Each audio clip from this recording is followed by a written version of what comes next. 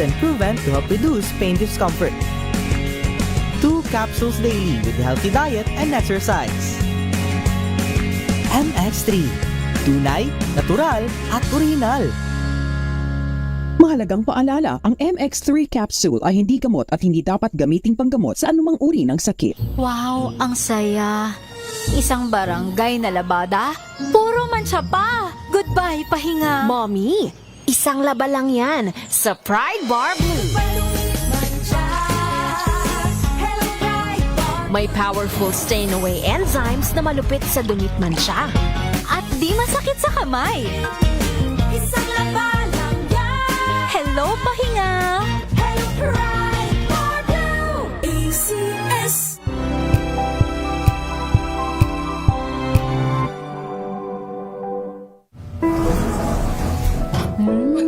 Amoy forever.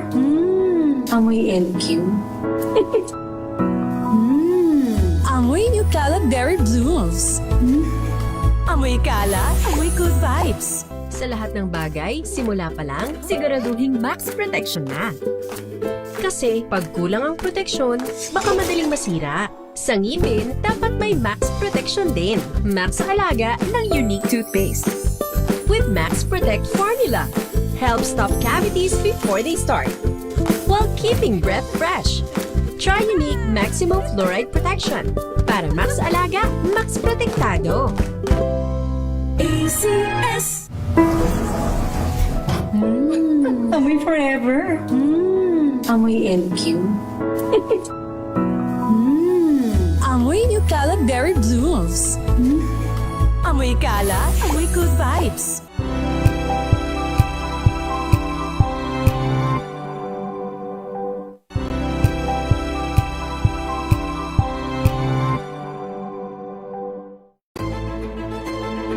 Pakikinggan ang bawat panig.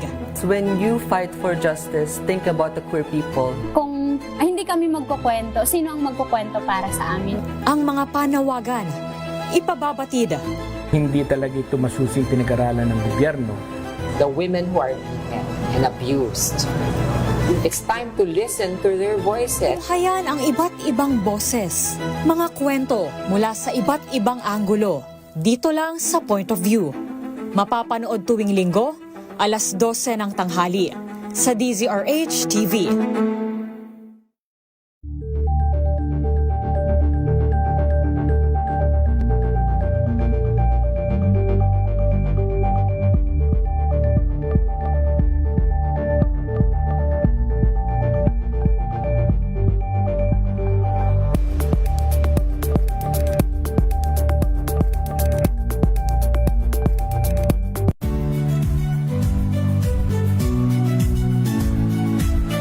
Magandang araw mga kaibigan.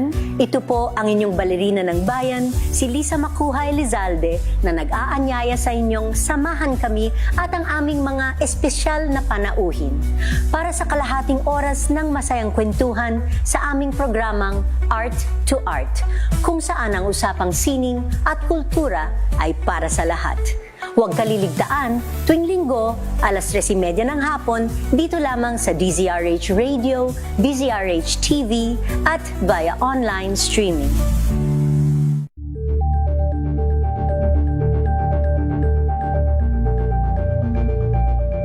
Alamin ang mga maiinit na isyung pambayan, mga balitang kailangan mong malaman, usapin sa pamahalaan, politika, ekonomiya at kabuhayan. Ito ang mga dapat mong malaman, pakialaman at pag-uusapan dahil kayo ang tinig ng mamamayan dito sa Damdaming Bayan. Live sa DZRH Radio, DZRH TV at DZRH Digital. Kasama sina Lakay, Deo Macalma at Elaine Apit. Araw-araw, Lunes hanggang Biyernes. Damdaming Bayan.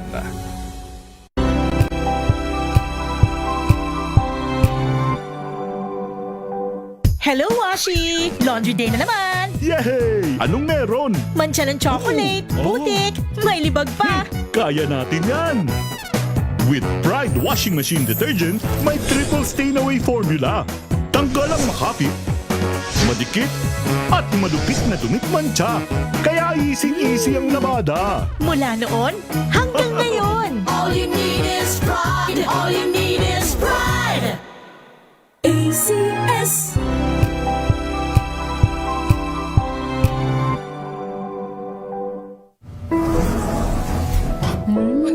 Amoy forever. Amoy LQ. Amoy New Calaberry Blooms. Amoy kalat, amoy good vibes. Jiggy Manikad po.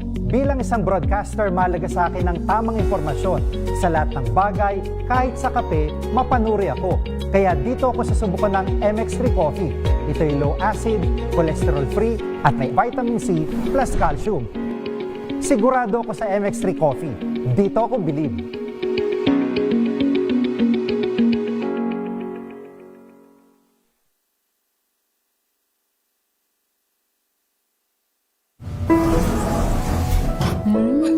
Amoy forever. Amoy LQ. Amoy New Calaberry Blooms. Amoy kalat, amoy good vibes. May nagbago. May arte. May budget. Akala nyo lang yon. So solid. White rose papaya, wow, white rose. White rose papaya, wow, white rose. White rose papaya. May glow up with a white rose papaya. White Rose Papaya. May puti power times 2 kasi may papaya at niacinamide. May shea butter and tea tree oil pa. Kutis sulit ang glow up. Glow up with a white rose papaya. White Rose Papaya. Kutis sulit ang glow up. ACS. Amoy forever. Amoy LQ. Amoy New Calaberry Blooms. Amoy kalat, amoy good vibes.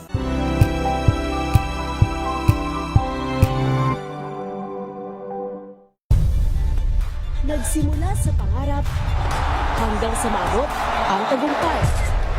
Iba't ibang kwento, iba't ibang mukha ng atletang Pilipino. Mas pinatindi, mas pinalakas, at mas pinaaksyon sa Match Point tuwing Sabado, 12:30 ng tanghali sa DZRH TV.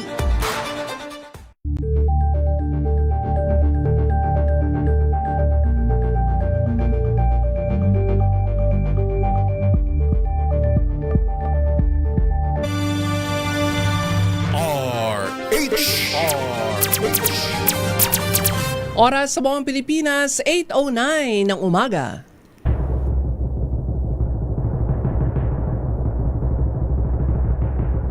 At ang mag-uwi ng Golden Dove para sa Best Public Affairs Program Host ay si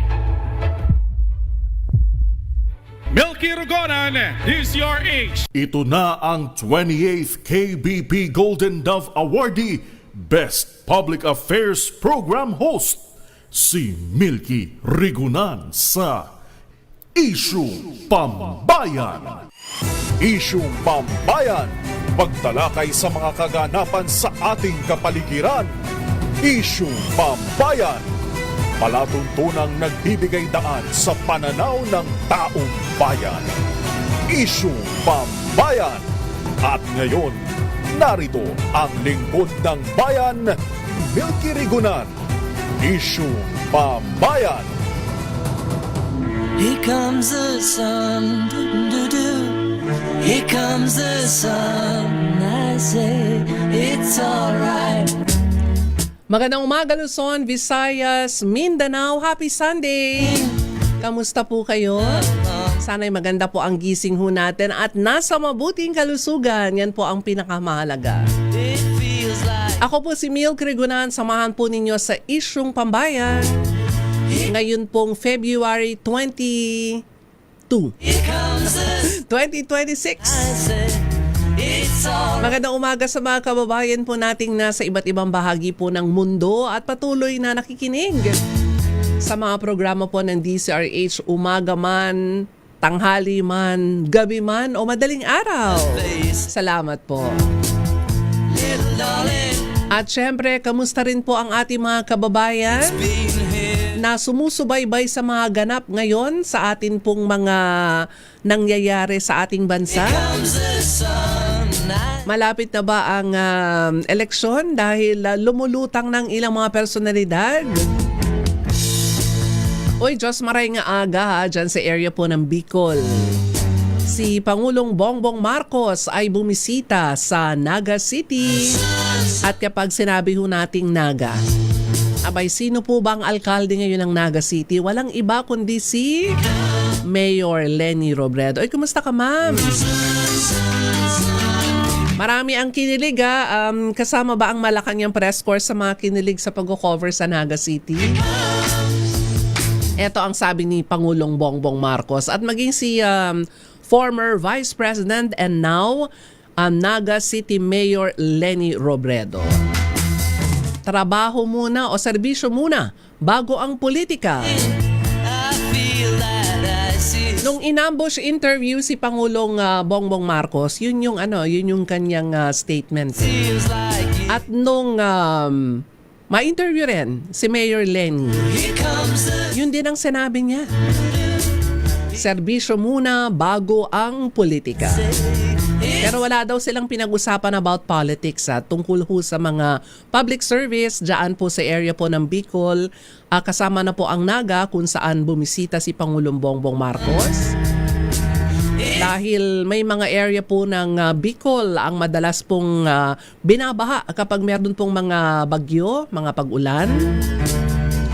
At yung shear line na nakaka-apekto ngayon, maraming mga lugar sa area po ng Mindanao, Visayas ang binaha o binabaha pa rin ho ngayon dahil sa epekto ng shear line. Kahit po wala ho tayong masamang panahon o kaya ay sama ng panahon. At mamaya makikibalita ho tayo sa ilang mga lugar sa Mindanao kasi ang issue po ngayon, hindi po ba patuloy pa rin ang kontrobersya ng flood control? At ang sabi nga po ay dahil sa mga proyektong yan na hindi naman naipatupad, maraming mga lugar ang binabaha hanggang ngayon kahit na binubuhusan po ng napakalaking pondo taong-taon. Pero may mga ilang proyekto po, mga flood control projects, ang talaga namang kapag ipinatupad ng matino at maayos, abay nakatutulong para makasugpo o makatigil sa pagragasa ng baha kapag meron pong mga sama ng panahon. Lalo na ngayon may shear line. Ayon po yan sa Pag-asa. Mamaya ay meron ho tayo makakausap tungkol dyan. Kamustahin ho natin ang Davao de Oro maya-maya po ng konti. Ayan, nasabi nga, posibleng alyansang Marcos Robredo daw, pinag-uusapan. At lumutang din Senator Panfilo Ping Lacson ulit na cover ko si Senator Ping at si Senate President Tito Sen noong nakalipas na presidential election. Ang sabi ni Senator Ping, tatapusin na lamang daw niya yung kanyang 6 na taong termino sa Senado. At baka siya ay magretiro na sa politika. At meron pong mga plano na mga rally sa Feb 25, kaugnay po ng People Power anniversary. So yung mga motorista ho natin, wag ho muna kayong dumaan sa area po ng particularly Quezon City, dyan sa area ng People Power Monument at sa Shrine. Alam nyo na po yan, you know the drill. Yan po kasi nagtitipon-tipon kapag may mga pagkikilos o pagkilos po, lalo sa kabaan po ng White Plains. Affected po yung ilan pong mga kalapit lugar. Kaya iwas muna tayo dahil hindi po traffic. Ay, hindi po holiday pala. Hindi po holiday sa Wednesday. At meron na ring initial na mga pagtitipon ginanap kahapon. At pinangunahan ni Mayor Joy Belmonte at Senator Bam Aquino. Mamaya meron ho tayong balita tungkol dyan. Ayan, mananawagan ulit ako sa mga kababayan ho natin kasi pag ganitong sinasabi po natin, tagal-tagal pa ng 2028. Pero sa mga politiko, yung mga nanalo nung nakalipas na eleksyon, pagkaupo pa lang, pinaplano na ang 2028. Ako'y mananawagan muli sa ating mga kababayan. Pwede po ba? Pwede po bang aralin natin ang mga kandidato, mga tatakbo sa 2028? Huwag hong masyadong maging pangunahin ang ating emosyon. Nakita na po natin ang mga trabaho, karakter na mga gustong tumakbo sa 2028. Sana ho ay pag-isipan ho natin. Pag-isipan ho natin dahil kapag sila po ang naupo sa pwesto, ang magiging epekto nito, maganda man o pangit ang kanilang serbisyo, ay ang taong bayan. Tayo pong mga botante. Magandang umaga sa mga suki ho natin sa Facebook Live. At syempre sa mga nakatutok po sa iba't ibang cable channel ng RHTV. Magandang umaga po sa inyo. Muli po ako si Mil Grigunan. Samahan po ninyo sa Isyong Pambayan ngayon pong araw po ng Linggo, February 22, 2026 hanggang alas 9 ng umaga. At sa may mga lakad, huwag niyo kalilimutan ang sweater, jacket o kung ano man, malamig pa rin. Naalala ko last Sunday, sabi nung tagapag-asa, hanggang Marso natin mararanasan itong medyo malamig na temperatura. Abay, maganda yun. Kasi nung mga nakalipas na taon hanggang Pebrero lang. Pero sana wag muna tayong makaranas na mga sama ng panahon dahil yung ilan po natin mga lalawigan ay nakaranas na mga baha dulot ng shear line. Sa may mga lakad, oras sa buong Pilipinas, 8:18 ng umaga. Ang oras na yan ay hatid sa inyo ng Champion Detergent. Tapat po.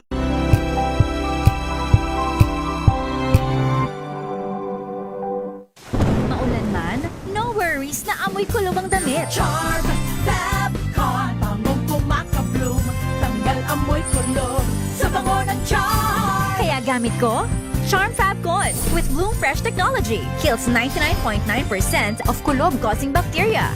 May aroma burst pa of thousands of flowers and berries. Ang sampay sa loob, no amoy kulob. Bangong kumakabloom sa Charm. Charm Fabcon. ACS.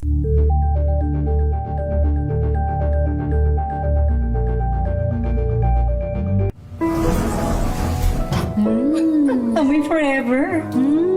Amoy LQ. Amoy New Caleb Berry Blooms. Amoy kala, amoy good vibes.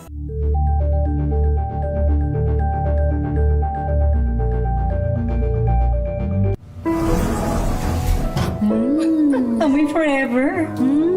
Amoy LQ. Amoy New Caleb Berry Blooms. Amoy kala, amoy good vibes.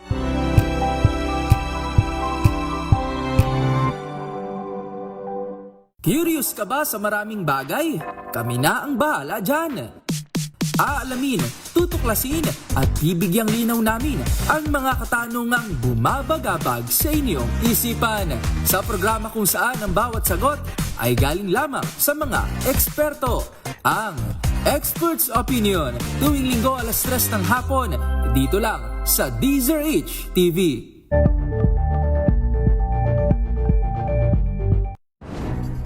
Good vibes ang hanap mo? Dito ka na sa sigurado! Mula sa mga istoryang nagbibigay ng inspirasyon hanggang sa mga kwentong may dalang solusyon. Mga balitang pampagaan, pakiramdam at pampaganda ng araw. Hindi lang ba sa good news, kundi the better news. Mula Lunes hanggang Biyernes, 1:00 ng tanghali sa DZRH TV.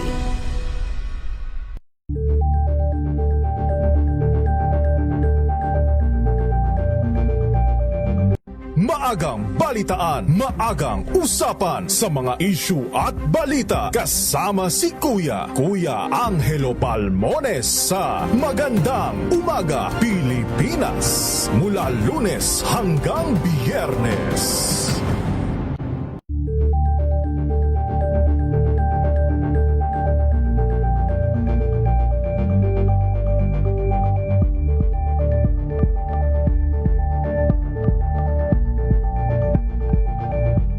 Tambalang Anthony Taberna at Jerry Baha ang gigising sa inyong umaga dahil lalatay ang humahagupit na diskusyon at komentaryo Lunes hanggang Biyernes sa 2x2.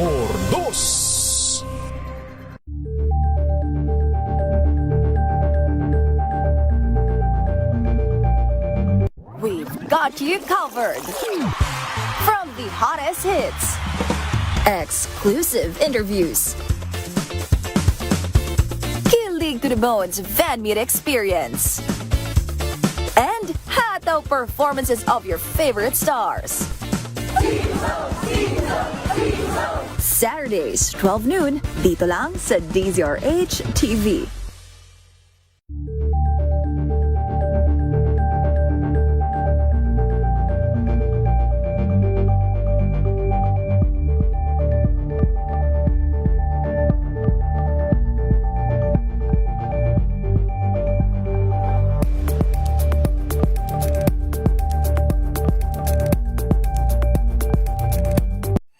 Mga balitang gigising sa inyong umaga. Mga balitang kailangan mong malaman. Mapapakinggan sa ACS Balita sa 2x2.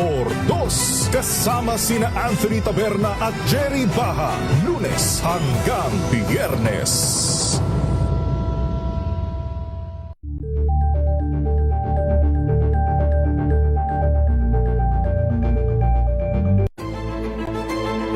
Pakikinggan ang bawat panig. When you fight for justice, think about the queer people. Kung hindi kami magkukwento, sino ang magkukwento para sa amin? Ang mga panawagan, ipababatid. Hindi talaga ito masusing pinag-aralan ng gobyerno. The women who are beaten and abused.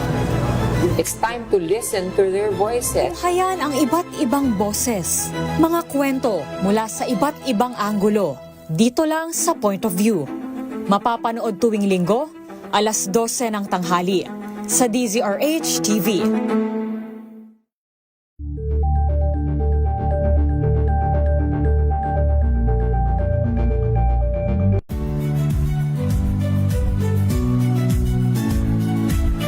Magandang araw mga kaibigan. Ito po ang inyong balerina ng bayan, si Lisa Macuhay Lizalde, na nag-aanyaya sa inyong samahan kami at ang aming mga espesyal na panauhin para sa kalahating oras ng masayang kwentuhan sa aming programang Art to Art, kung saan ang usapang sining at kultura ay para sa lahat.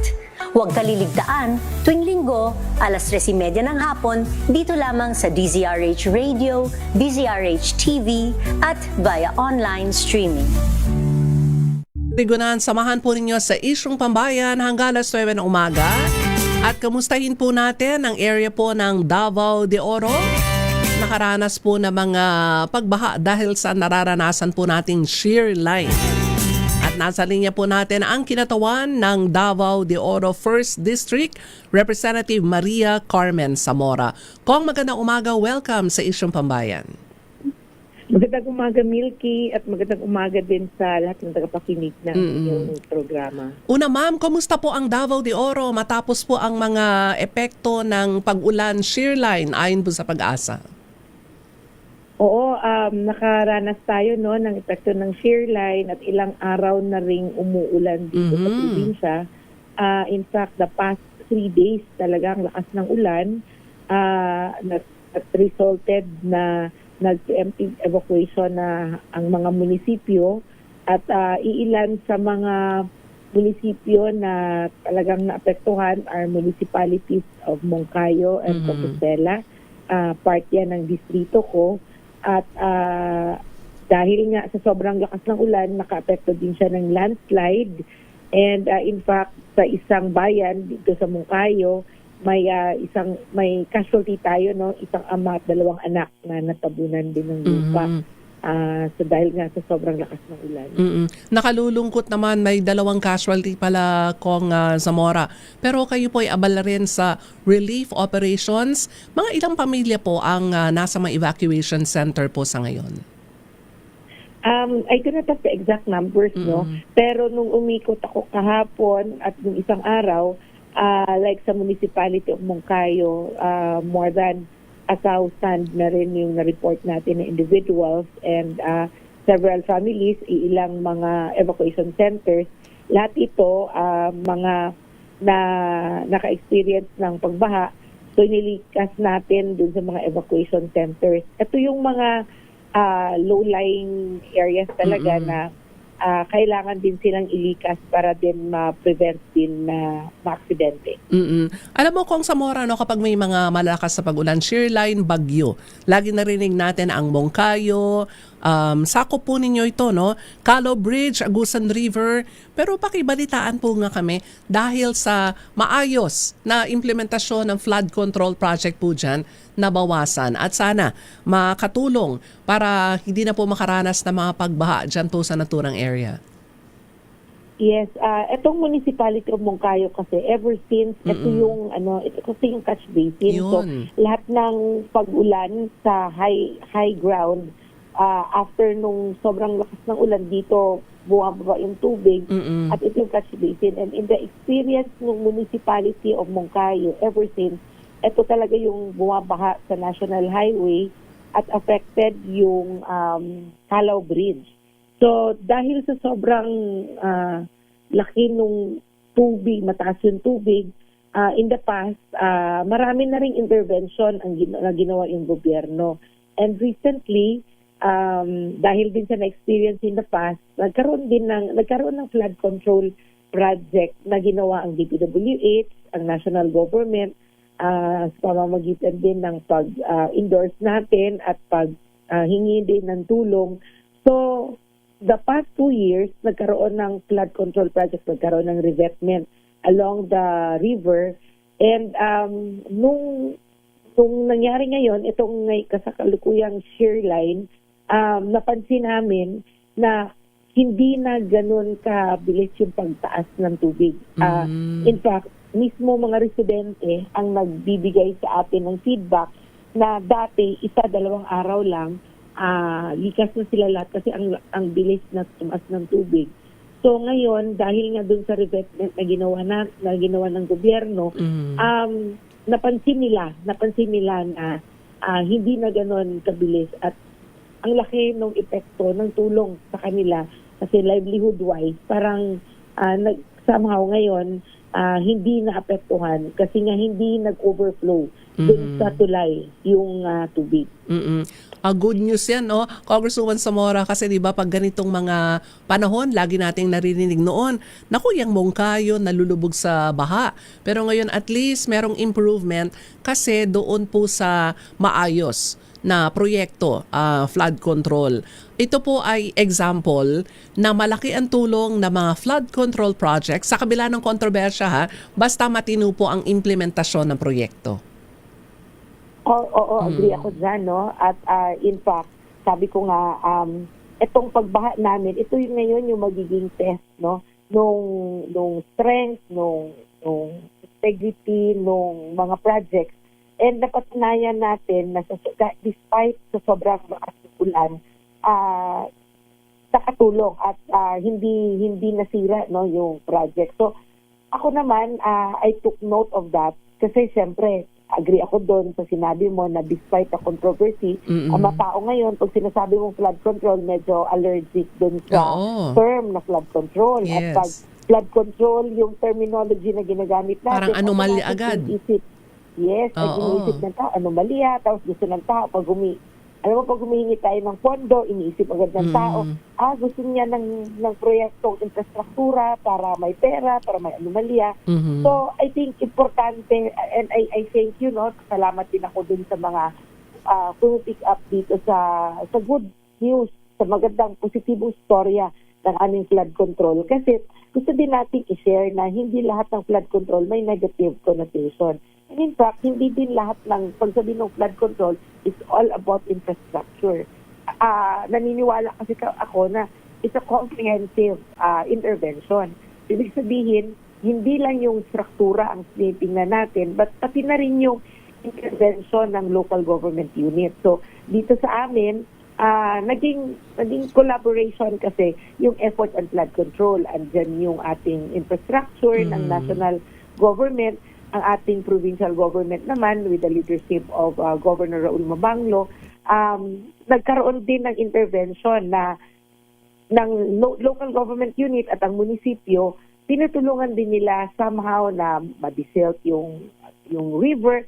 So, it's really a collaborative work pag sinabi mong flood control. So, we'd like to share that na may success story tayo sa flood control natin. Oo. Para maiba, no, Congresswoman Zamora, kasi pag sinabi natin flood control, parang ando na yung perception, ay nako, makukurakot yung pondo dyan, hindi naman mapupunta. Okay, mga ghost projects, yun yung laging naririnig natin. At least ngayon, meron tayong naririnig ngayon na success story, pwede nating sabihin, dahil na-implement ng maayos ang proyekto at mula sa influence o yung kumbaga ay feedback na mga constituent, hindi ho masyadong binaha sila dahil doon sa mga proyekto na katulong para malabanan o makontrol ang pagtaas ng tubig.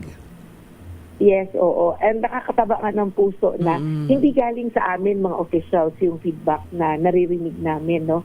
Yung mga tao mismo, naramdam nila yung epekto ng baha at ngayon, ramdam nila yung difference noon at ngayon na dahil nga dun sa mga flood control project. Hindi lang itong Agusan River ang tinutukoy kong project, no? Marami din tayong flood control project sa ibang bayan na nakikita natin ngayon, nakikita ko sa Facebook na nag-video nga yung mga tao, pinapakita nila na kung hindi dahil dun sa project na yon, siguro lumikas na rin sila, binaha na rin sila.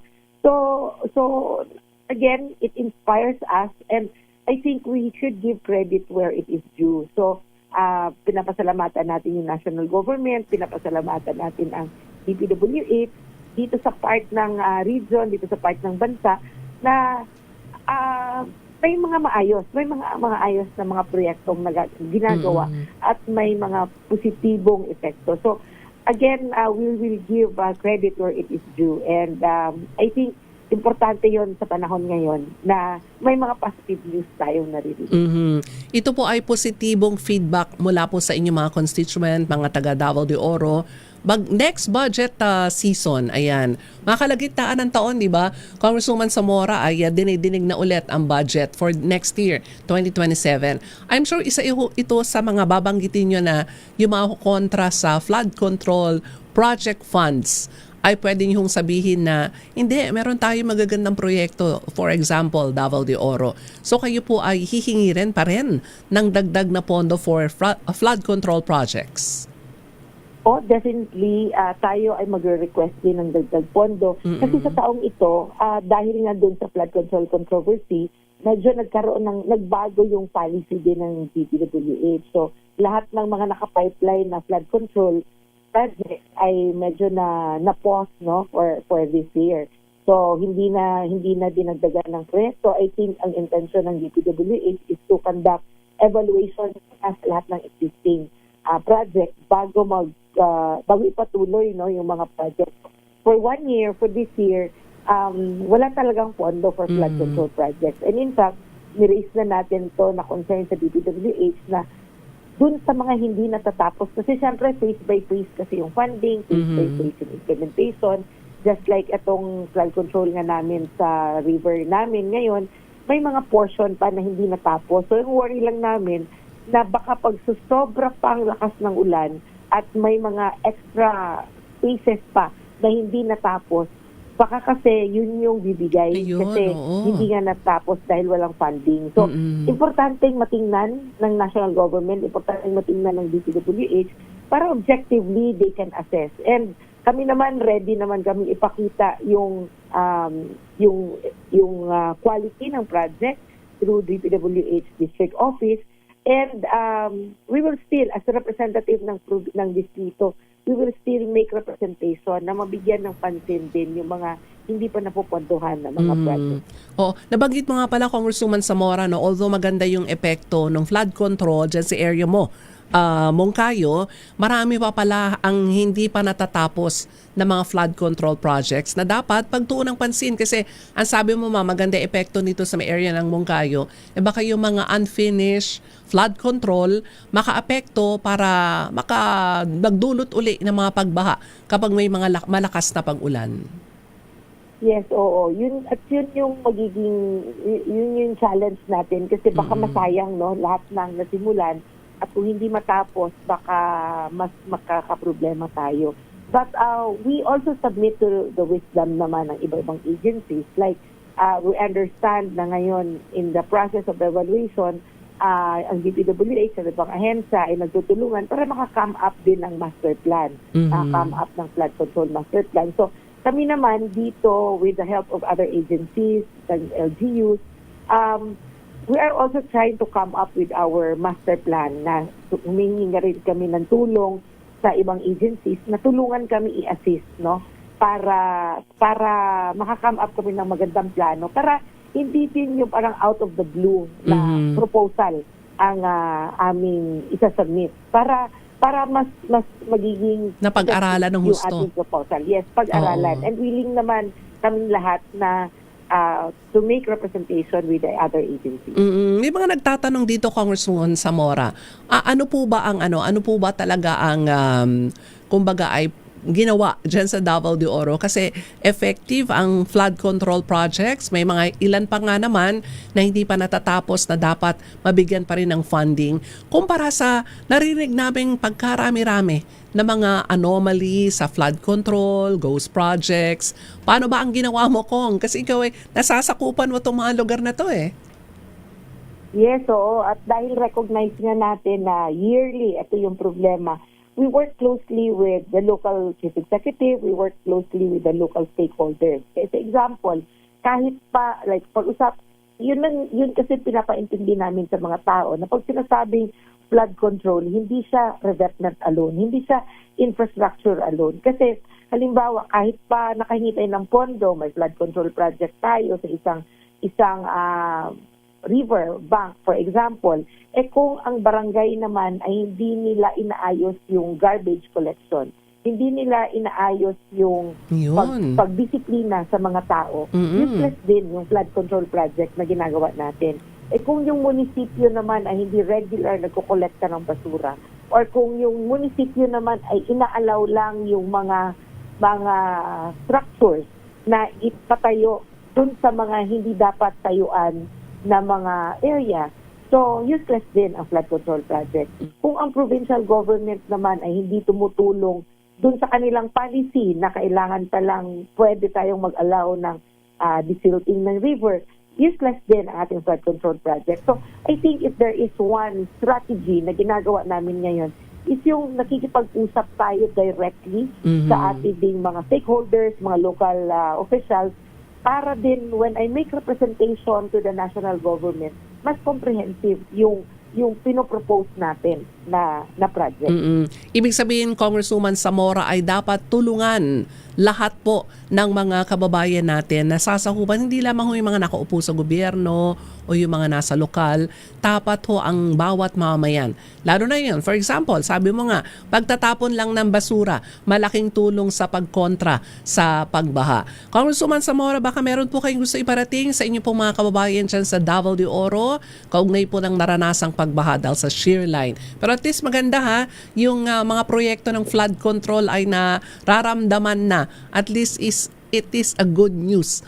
Kumbaga ay pambalanse doon ho sa mga negatibo rin ho nating naririnig.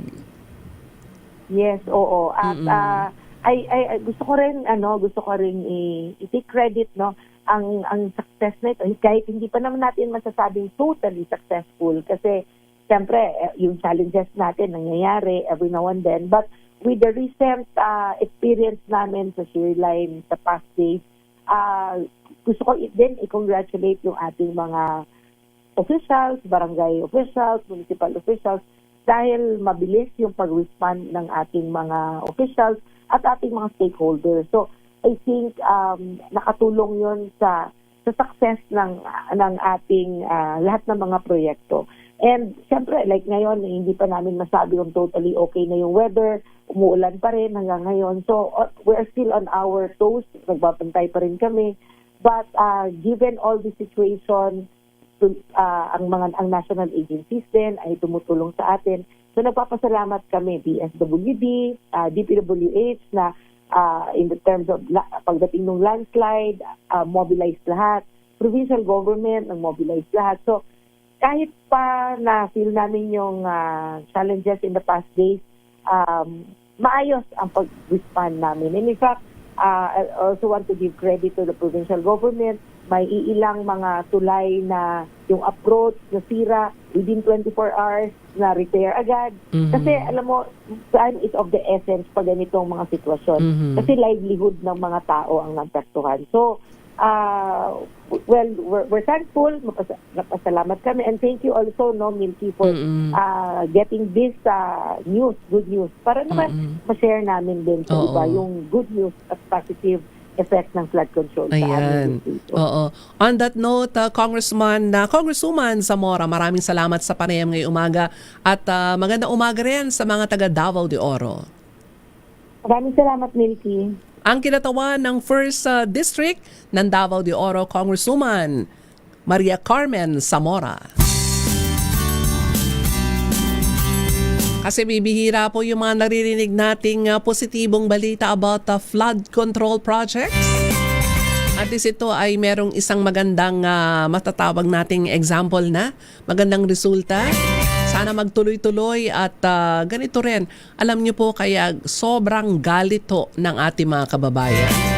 Dahil kapag meron pong malalakas na bagyo, malalakas na mga pag-ulan, na i-report sa radyo, napapanood po natin sa telebisyon, nasa mga bubungan na ang mga kababayan natin. Ganon ang tindi ng pagbaha. Tapos maririnig nila bilyong-bilyong pisong pondo ang inilalaan sa flood control. At least, meron po tayong magandang example, merong good news dyan sa Davao de Oro. At ingat din po kayo dahil marami ho daw sa mga nariyang lugar ay biktima pa rin ng pagbaha at epekto po ng shear line.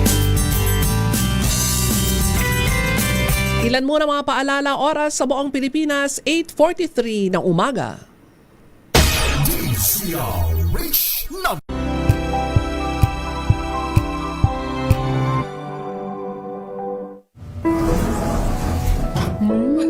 Amoy forever. Amoy LQ. Amoy New Cala Berry Blooms. Amoy Cala, amoy good vibes.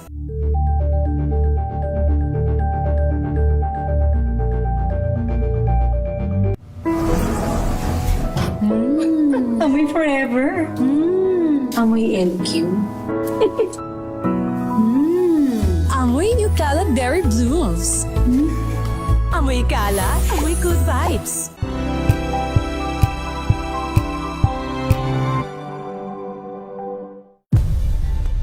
Nagsimula sa pangarap hanggang sa maabot ang tagumpay. Iba't ibang kwento, iba't ibang mukha ng atletang Pilipino.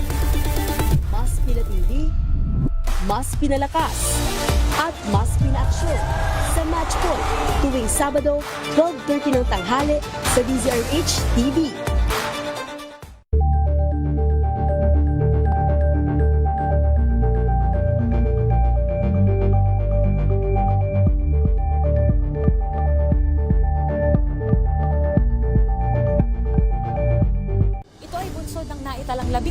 Individual na ang kanilang naaresto. Ng Metro Manila Development Authority o MMDA ang No Contact Apprehension Policy o NCAP sa Metro Manila. Sa ang ilang mga dokumento ay peke. Hindi rin legal ang employment na ipinangako sa kanila. Sa mata ng batas, mananagot ang sangkot at may sala. Dahil sa bawat paglabag, may karampatang parusa. Alamin ang mga pananagutan sa likod ng mga bawal. Dito sa Hoy! Bawal yan! Tuwing Sabado, alas 11:30 ng umaga. Dito lang sa DZRH TV.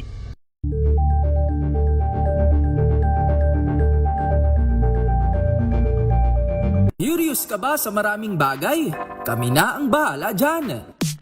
Aalamin, tutuklasin at bibigyang linaw namin ang mga katanungang bumabagabag sa inyong isipan. Sa programa kung saan ang bawat sagot ay galing lamang sa mga eksperto. Ang Expert's Opinion, tuwing linggo 3:00 ng hapon, dito lang sa DZRH TV.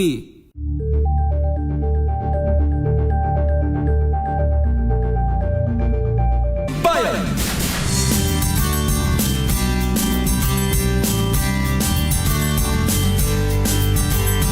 Oras sa mga Pilipinas, 8:46 ng umaga. Ako pa rin ho si Mil Kirigunan, samahan po ninyo hanggang alas 9 sa Isyong Pambayan. Ayan, narinig niyo po ang aming commercial. Nalalapit na ang paggunita ng People Power. Sa araw po yan ng Miyerkules, meron ng pasok Tinatanong ko si Let Narciso kung holiday. Sabi niya, ano daw, special working holiday. So yung mga manggagawa ho natin, pwede pa rin mag-file, di ba? Pag ganun, merong ano pa rin ayon ho sa regulasyon ng Department of Labor and Employment.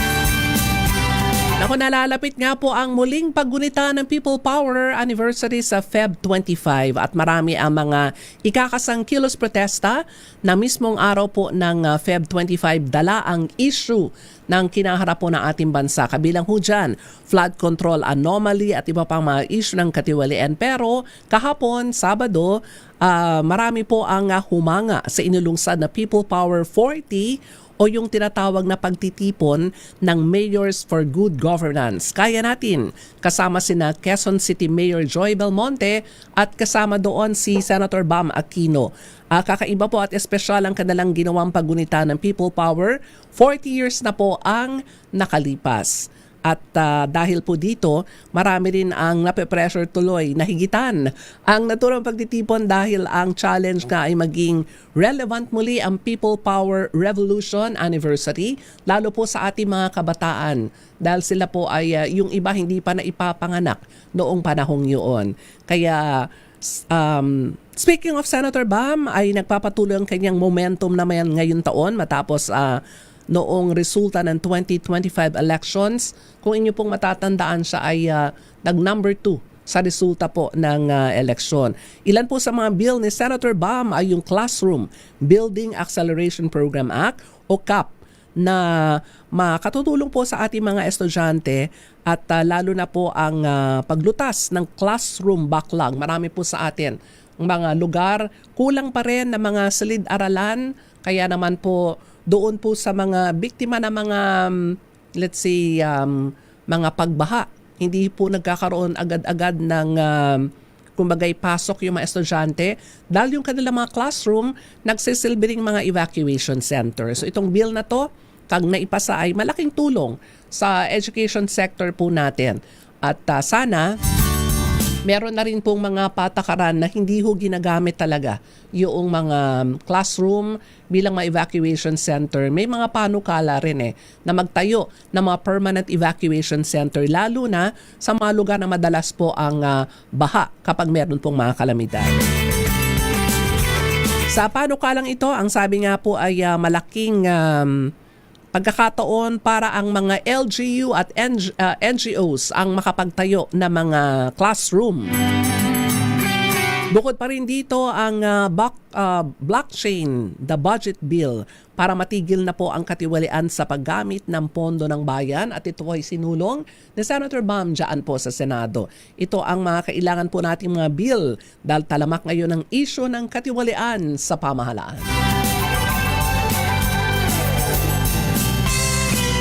At doon ho sa mga pupunta sa EDSA ngayong Miyerkules, ayon po sa Metropolitan Manila Development Authority o MMDA, ay handa na daw po sila para ho sa naturang pagtitipon para sa ikatlong trilyon peso march sa Feb 25. Kasabay na ika-40th anniversary ng EDSA People Power Revolution.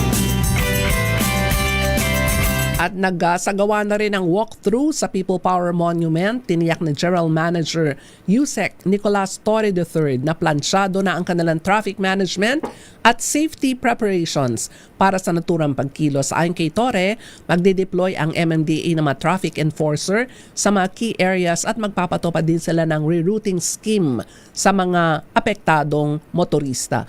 Magtatakda rin anya ang ahensya ng emergency lanes na mananatiling bukas para sa mga medical responder at mga law enforcement unit. So kung wala ho kayong wala ho kayong importanteng pupuntahan kasi may pasok yung Miyerkules iwasan na lamang ho yung naturang mga area. White Plains, People Power Monument, EDSA, dun ho sa bahagi na yon. Apektado rin ang Katipunan. So hanap na lamang po kayo ng mga alternatibong daraanan. May ilan pa rin ho tayo mga paalala, 8:52 ng umaga. Rich number.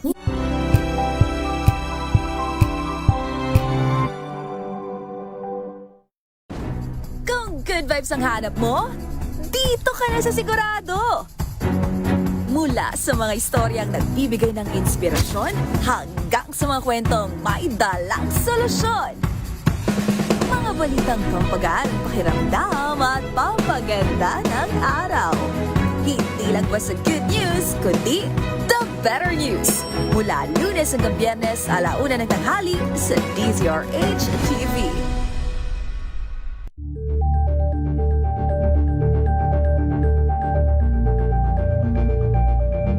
Maagang balitaan, maagang usapan sa mga issue at balita. Kasama si Kuya Angelo Palmones sa Magandang Umaga Pilipinas. Mula Lunes hanggang Biyernes.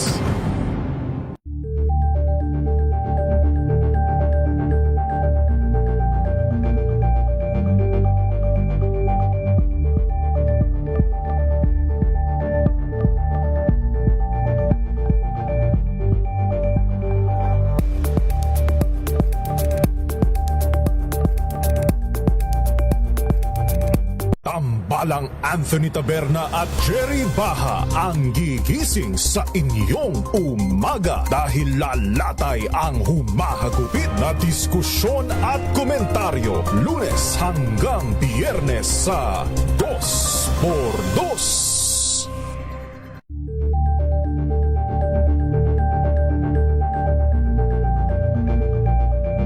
We've got you covered.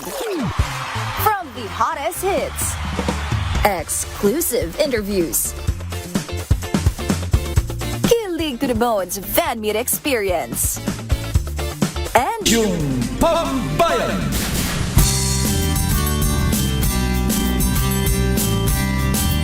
@8:54 ng umaga ang tabayan ng susunod ang programa ni Giselle Ricafort at Edniel Parosa.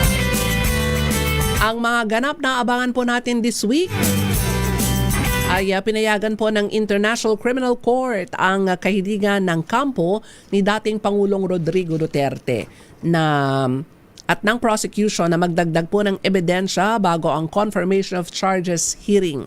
Sa desisyong inilabas ng Pre-Trial Chamber 1, inaprobahan ang pagdaragdag ng 108 items sa evidence list ng depensa at 14 na karagdagang items naman sa panig ng prosecution. So ito po yung aabangan pero at least pinagbigyan po nila hindi na muna mag-a-appear ng personal si former President Rodrigo Duterte. Pero kung talagang actual trial, kinakailangan, hindi ako nagkakamali kailangan niyang dumalo doon sa pagdinig ng ICC. Isa pa ho sa ganap na abangan naman sa Kamara, kung hindi ako nagkakamali, baka bukas daw po maisama na sa order of business sa plenaryo ang 4 na impeachment complaints laban kay Vice President Sara Duterte. Kapag ito po ay naisama sa order of business at hindi pa nababasa sa plenaryo, o kaya naman ay hindi pa na i-refer. Teka muna, hindi pa pala na i-refer sa House Committee on Justice pero nabasa na sa plenaryong 4 na impeachment complaints laban kay Vice President Sara Duterte. pwede daw po yung fast track mode. Ibig sabihin, bibilisan, meron lamang daw pong kailangan ng 1/3 na votes ng mga miyembro ng Kamara, pwede na daw pong idiretso sa Senado. Pero nakita naman ng ilang mga mamabatas natin, sabi rin ni Congressman Lawrence Defensor last week, baka dinggin ito sa House Committee on Justice. Ako para sa akin, mas maganda pong dinggin ito sa House Committee on Justice dahil mas maririnig ho natin ang panig ng magkabilang panig. Of course, dapat din pong marinig ang panig po dyan ni Vice President Sara Duterte. Dahil ang tagal ding nananahimik Diba sa mga usaping tinatanong ho sa kanya confidential funds, sino ba, tao ba o hindi, sina Mary Grace Piatos at kung sino-sino pa. So abangan ho natin, baka daw bukas ay sama sa order of business sa plenaryo at malalaman natin kung fast track mode o kaya naman ay may i-refer sa House Committee on Justice na pinamumunuan ni Congressman Jervil Luistro. Abangan! Batiin ko lamang shout out sa mga viewers po natin via Facebook Live. Salamat kay Jicky Leda, si Mang Francisco Antonio Garcia Ramirez Garcia ng Talavera, Nueva Ecija, si Ka Panalig. Maraming salamat ninyo sa inyong pakikinig at issue pa rin ng terminal na mga jeep dyan po sa Olongapo City. Anthony Abrenica, kamusta po at magandang umaga? Idel Constantino, magandang umaga rin po sa inyo. Sabi naman ni Maria Morena Kitchon Sobre Peña, magandang umaga Milky, tama ka, dapat isipin ng ating mga botante ang ating kinabukasan at piliin ng maayos ang atin pong mga iluluklok iyahalal sa nalalapit na namang eleksyon. Magandang umaga rin Miggy Faller Villa, Revelito Magallones, magandang umaga man ang Milky watching from Victoria, Tarlac. At sa atin pong mga kababayan, hindi ko kayo nakakalimutan na yung mga kababayan natin nasa iba't ibang panig po ng mundo. Alam ko maraming nakatutok kahit man na anuman ang oras sa inyo pong mga lugar, mga bansang kinaroroonan. Maraming gustong makibalita dito po sa DCRH. Marami pong salamat sa inyo. At lagi tayong tumutok sa mga balitaan dito po sa DCRH para kayo po ay updated. God willing, babalik po ako next Sunday 8 to 9 in the morning sa Isyong Pambayan. Muli po magandang umaga, magandang hapon, magandang tanghali, magandang gabi sa atin pong mga kababayan sa iba't ibang panig po ng mundo. At sa Luzon, Visayas at Mindanao, marami pong salamat, magandang umaga. Ako po si Mil Crigunan, una sa Pilipinas, una sa Pilipino. At ang oras sa buong Pilipinas, 8:59 ng umaga.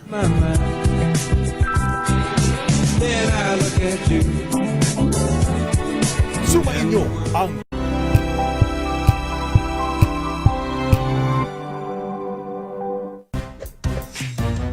Galing-galing mo Smart dishwashing paste ko Pritong ulam na masebo Plato at kaldero Tanggaling for everyday Ganyan pag smart ang dishwashing paste. May double tanggaling formula. Tanggal ang sebo, tanggal ang bakterya. Bahit para walang bahit Linis fantastic sa metal at plastic Number 1 ko to Tanggaling-galing mo Smart dishwashing paste ACS. Now we are unboxing MX3 Plus.